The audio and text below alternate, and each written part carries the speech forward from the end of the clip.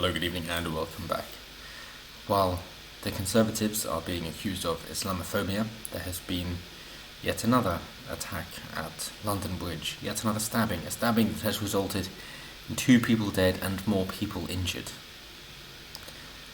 And I know Sadiq Khan says that terror attacks are part and parcel of living in a capital city, but for what it's worth, I would like to commend him for his response as shown by the BBC, and then also as it goes on to Boris Johnson's response.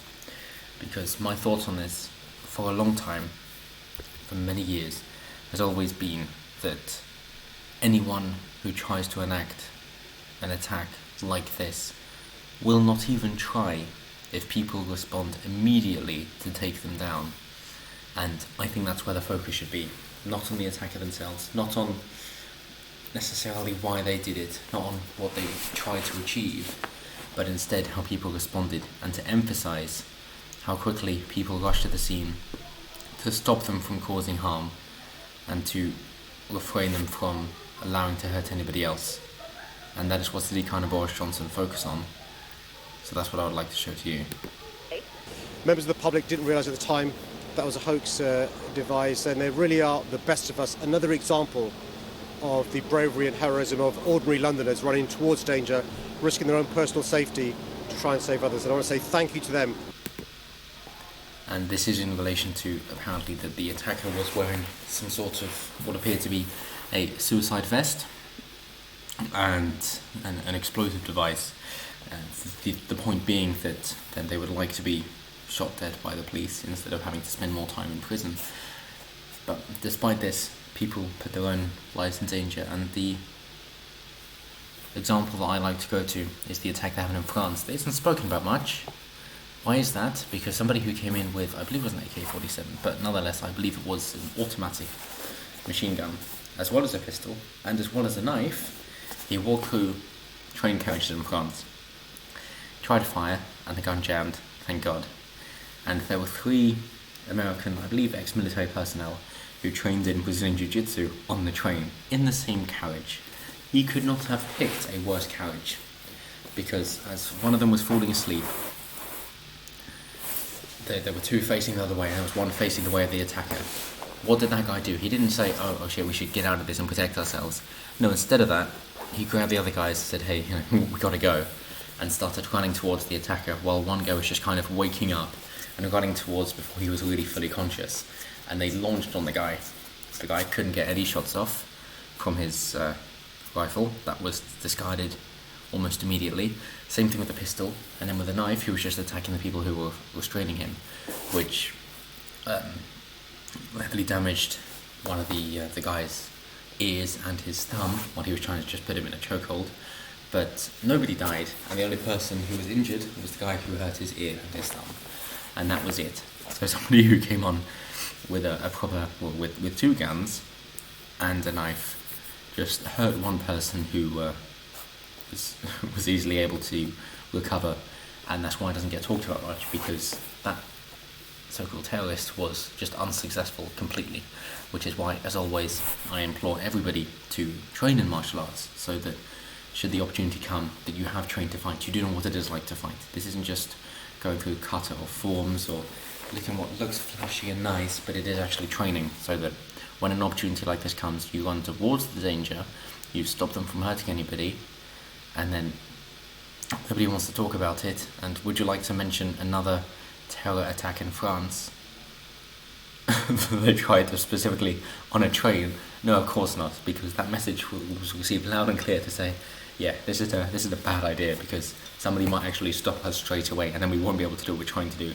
They will just restrain us with seatbelts and whatever there was to hand, and then we'll just be in prison because we can't do anything that we want to do. So the same goes for you to train in martial arts, knowing that you might actually have to use it, and if an incident like this happens, you run towards the danger and you stop it. And the same thing goes for Boris Johnson, who is more patriotic, as he goes on to say, this country will never be cowed or divided or intimidated by this sort of attack, and our values, our British values, will prevail. So he of course takes the much more patriotic route to say that if anybody tries this sort of shit, at any point, it will not work. And as I said before, what I think it means to be British is that you will accept up to a certain point, and at that point, when the switch gets flicked, you will no longer stand up to it, and you will actually make that change. You will do what is necessary. Your stiff upper lip will prevail, and you will do what is required. That is what it means to be British. And the same as the people here. And I don't care where you're from. If you identify as British and you want to be a part of Britain, and you share these British values, then I will call you British if you want to be. I do not care where you were born. But that is what it means. And so, as they say, the man who carried out the stabbing attack on London Bridge was a former prisoner convicted of a terrorism offence, the BBC has learned. So yes, the justice system won't do its job. They care too much about being politically correct. And they don't mention the race or the motive of this gentleman at all, other than to say it is a terrorist attack. And forgive me for being cynical, if you will, but whenever they don't mention ethnicity, I always think, oh, it's probably Middle Eastern Muslim, because that is always the case, 100% of the time. So if you want to be concerned about Islamophobia, maybe actually be concerned about what people are doing in the name of Islam. And so, because of being politically correct, this dangerous criminal was let out, and then evoked yet another terror attack. And was it the police who stopped him from doing it? No, it was actually ordinary citizens who held him down. Ordinary citizens. Remember that. The police in the capital city, they're not everywhere all the time. It is down to you the individual British citizen, to actually take control of the situation and restrain this person from hurting anybody else. And bear in mind that there were 3 people on this guy as well, after he essentially killed 2 people. Unfortunately, he did get away with that, but they stopped him. They even mentioned a man in a suit who was running away. He was having a bit of a light jog with the weapon, the knife, in order to stop him from hurting anybody else. It was a team effort. These complete strangers who'd never met each other before, didn't even know each other. When the time came, they all banded together, and they all took on the bigger threat, because they knew that was more important than their individual differences. And that is a lesson that we can all take into our into our homes, into our hearts, and something that we should stand up for. So, about this suspect, who has now been killed, thank God, he won't be doing that again then, will he? The attacker was out of prison on licence at the time of the attack, in which 2 people were killed and 3 were injured, sources said. The man was shot dead by officers after members of the public confronted and restrained him. Yes, bad man with a knife was killed by good man with a gun. Yeah. So as bad as it is that these are becoming more prevalent, the good news is that because people are getting used to it, people know how to deal with it. Instead of just running going, oh no, what will we do? Instead, people ran towards him, they restrained him, and they stopped him. If you would like to hazard a guess as to how many men, the ratio of men and women of the people confronting him, then I will leave that for you to decide. But yes, of course we know that that is what it means to be a man, that you will confront this danger and you will help out the people around you, even if you don't know them. And there is a great deal of honour in that if a terror attack happens, even if you survive, would you rather live the rest of your life as a coward, knowing that you didn't act when you could have saved people?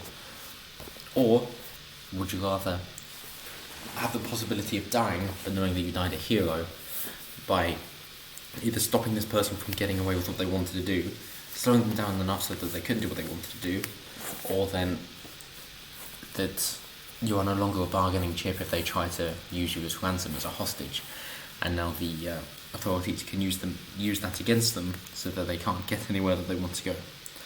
I would say it is far more honourable to die in battle, if you will, but maybe I'm too traditional. Police have declared the attack a terror incident. Well, of course they have. Dozens of people were in attendance at the event at Fishmongers Hall, including students from Cambridge University and former prisoners. The irony. The university said it was gravely concerned about reports of its students and staff being caught up in the attack and was urgently seeking further information. So several buildings around, including College of London, did shut down for the sake of safety. Mistake said officers confronted the suspect after people had already restrained him, who was found to be wearing what is believed to be a hoax explosive device within 5 minutes of receiving the initial call. That's still 5 minutes. You can do a lot of damage in 5 minutes. If you want to look at knife attacks, go to China. She said police were working at full tilt to understand what had happened and whether anyone else was involved. Officers were still working to identify the dead, she said. Of the injured people, one is in critical condition but stable condition, the second is stable, and the third had less serious injuries, the head of the NHS, Simon Stevenson, said. So, yet again, happened on London Bridge, yet again, lorry driver. We know the MO already, the modus operandi is quite obvious, but again, the British ingenuity of it, and I want to really draw attention to this. I think that the person who did this was obviously reprehensible, but it's important to mention the heroes of the story, the people who just grabbed what they could, stood up for what they believed in, and stopped the person, the terrorist, from doing what they were trying to do. So one witness described how a man at the event at Fishmongers Hall grabbed a narwhal tusk, a long white horn that protruded from the porpoise, thanks BBC, that was on the wall and went outside to confront the attacker. Yes, he didn't think, oh shit, someone's doing that, let's run and let the police take care of it. He went, no, clearly, he didn't know it at the time, but the justice system had already failed him. So he just grabbed a horn of an animal that was on the wall. He just went, this looks like a weapon I can use. This is a protruding stick. Why not? And for what it's worth, this is why I always wear a belt. That gives you the range, you use the buckle on the end. If someone has a weapon, you can break their fingers, break their hand, and they can no longer grip anything. It's the same reason. Because even self-defense weapons like a weight on the end of a rope is illegal in the UK. Like a yo-yo, it's illegal in the UK. Obviously not a yo-yo and obviously not a belt. And a soap and a sock, that kind of thing. Illegal in the UK. But if you're wearing a belt, you can use it, because why would you not be wearing a belt? That just makes sense. So it's the same thing here. It gives you range, it's the weight on the end of a rope, and it can break an attacker's hand very easily. The actions of the public have been widely praised. Good, they should be, including by Prime Minister Boris Johnson, Labour leader Jeremy Corbyn and Ms Dick, who said they had shown extreme courage. And this cannot be said enough. So yes, they showed extreme courage. She added, ours is a great city because we embrace each other's differences. Don't you start with that shit. Don't you even start. How the fuck is that embracing each other's differences? How could you even possibly draw that? Have you not noticed that it's this difference in ideology that's actually caused the problem? You utter cunt. How dare you? 2 people are dead because of that. Why would you even go into saying that? And what is the reason that stopped them? Oh, because of each other actually agreeing, not differences. How about you wait for your politically correct bullshit, and at the very least just let that go for a bit? Fuck you, Ms Dick. We must emerge stronger still from this tragedy. In doing that, we will ensure that the few who seek to divide us will never ever succeed. Do you want to name them? Do you want to name who are disproportionately responsible for the raping of young girls and the terror attacks that happen in these cities, including in London? Would you like to name them? No, of course you fucking wouldn't. Would they embrace each other's differences? I was fine until now. For Miss Dick decided to speak absolute bullshit. Fuck you. There should be a moment to say how the British people did such a good job by teaming up together to attack somebody who wished to cause harm, not embracing each other's differences. That's the antithesis of what we're talking about, so fuck you. But, back to Serenity. Yes, they go on to say that he was already arrested, and what the people have said, as I've shown you already. People were told to get off from the gun, the police were just telling people to run, because of course by then the police were there, but they still took 5 minutes, and they were there initially. They do mention that it was the scene of another attack on 3rd of June 2017, just over 2 years ago, in which 8 people were killed and many more injured. So yes, the Londoners are getting better at stopping people from attacking. The terror threat level is reviewed every 6 months by the Joint Terrorism Analysis Centre, which makes recommendations independent of government, and the latest attacks were downgraded from severe to substantial. They used to be called imminent at the top, didn't they? That was that was great. But as always, do let me know what you guys think down below. Am I wrong? Do you think we should be focusing more on the motives of the people behind this and not caring so much about Islamophobia and saying, well, actually, we have a point here, and surely we should have the suspect's identity immediately, as soon as you know it, because we know that you do, and as much about him as we can, or would that just divide the country further? Should we also praise the people who come from different countries and cultures and ethnicities who did team together to remove this threat? Or should we simply say, well, this is the epitome of British values, and therefore we're not accepting different cultures, we're accepting different people from different places but not different cultures. We do not want multiculturalism. We want people to come, to assimilate, to join in and agree with the British values and the British culture, which is what results in an attacker like this being restrained and held down until the police intervene. That is what we're looking for. And let me know down below. Always intrigued to hear what you guys have to say. But once again, well done to the people who stopped him. The extreme courage, the bravery, the epitome of British values. Well done for being just great people, wherever you're from. So thank you for helping to show everybody else what can be done if you put your mind to it. Well done, and thank you. And to everybody else, have a lovely weekend, and I will see you next time.